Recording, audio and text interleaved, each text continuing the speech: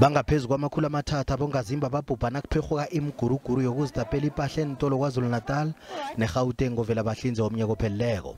Amabhizinisi amaningi oniwa kumbi.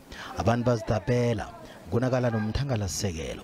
UNgqongqotjhe wezamapholisa UBheki Cele uthi akhanga uthole umbiko ovela ephikweni lezobuhloli bona kuhlelwa imiguruguru.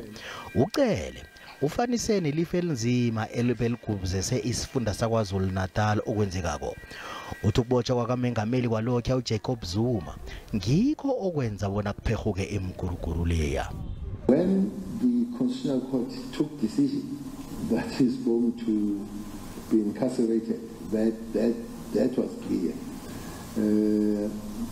I think it just grew faster to see that the things are taking the wayward direction.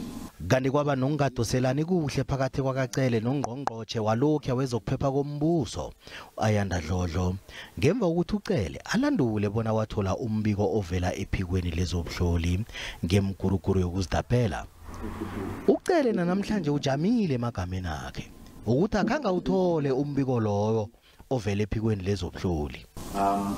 You emphasized there as well to say that the minister did not receive any intelligence reports from the National Commissioner or the divisional head. There is no intelligence that was received by me from those structures.